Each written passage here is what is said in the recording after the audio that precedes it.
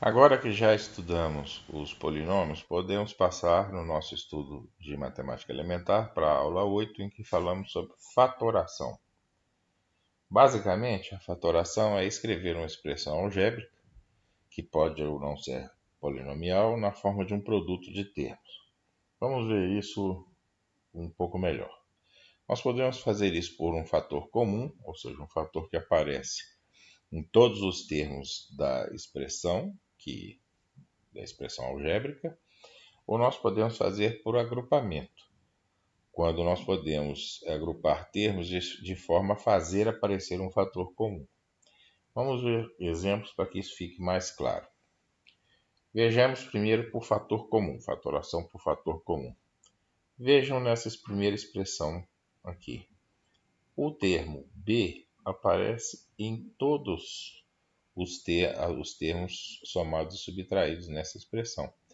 Então, ele é um fator comum aos termos monomiais. Nós podemos, então, colocá-lo em evidência e expressar esta adição de monômios como sendo um produto do B por um polinômio. Certo? Então, nós fizemos aqui uma fatoração do B. No segundo exemplo, nós temos um 2x² menos 4xy, e é claro que o 2x aparece tanto aqui quanto aqui. Vejam que o y não. Então, fica simplesmente o 2x em evidência. Para dar 2x² eu coloco aqui. E para dar menos 4xy, eu ponho menos 2y. De tal maneira que 2x vezes menos 2y dá menos 4xy. Então, de certa maneira, eu estou usando aqueles conceitos que nós já vimos no âmbito das funções polinomiais, num contexto mais amplo.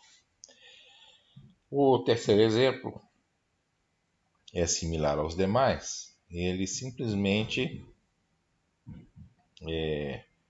nós simplesmente temos que encontrar os termos que comparecem em todos os monômios. Então vejam só, eu começo com 12ax²z. Logo no segundo termo eu vejo que eu tenho 12, eu tenho a, mas eu não tenho x². Então eu tenho apenas x. Então eu tenho que reduzir o grau do termo comum e guardar apenas o x. A mesma coisa com o z², que na verdade no primeiro aparece apenas z, então é ele que fica. Então por enquanto eu tenho 12axz.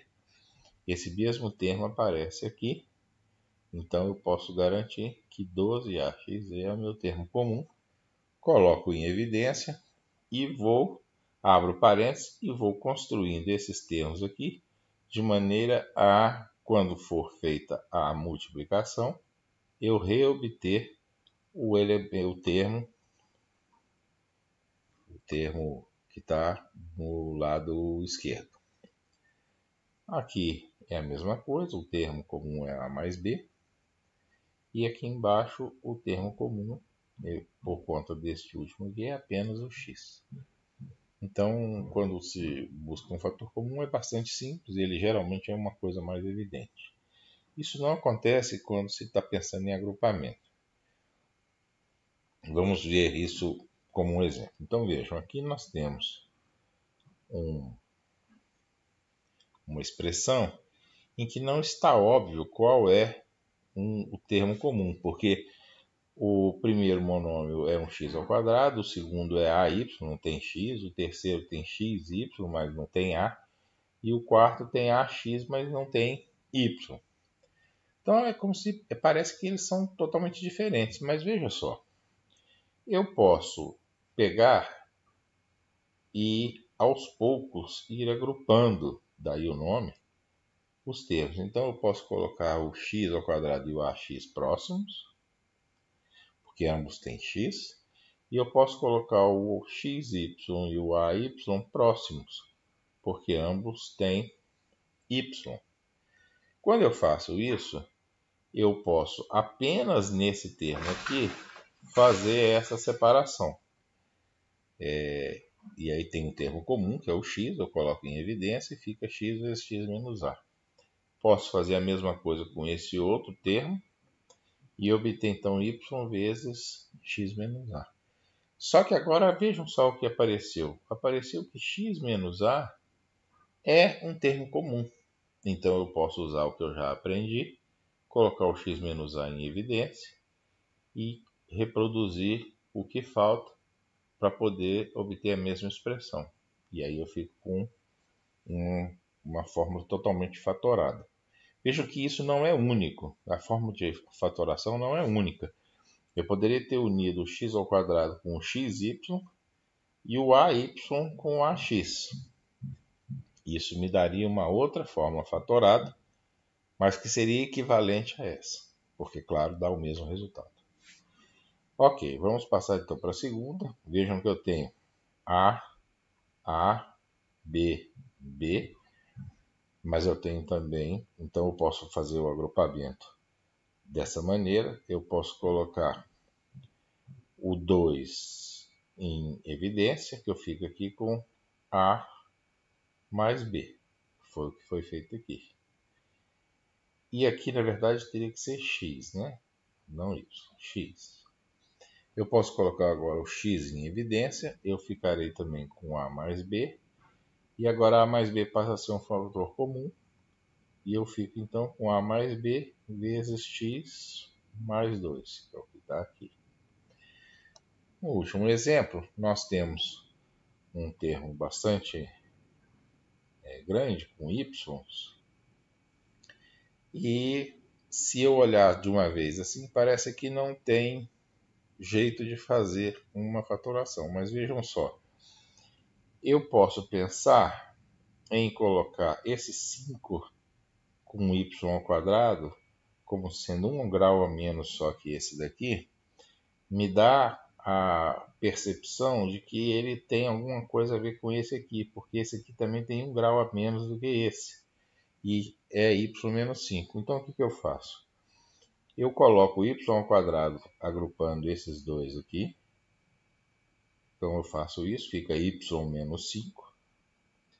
E eu coloco 1 aqui, porque eu já tenho y menos 5. Então fica 1, y menos 5. Y menos 5 passou a ser um fator comum. Então, para obter o resultado de antes, eu simplesmente pego, coloco y menos 5 em evidência e recomponho a minha função, minha expressão, com y ao quadrado mais 1. Então, obtive a forma fatorada também. Nem sempre é muito óbvia a maneira de fatorar, e na verdade às vezes pode ser bastante complicada, mas o procedimento é sempre esse que foi apresentado para vocês. Bom, é interessante que tem algumas expressões que elas podem ser úteis para poder se chegar a uma forma fatorada.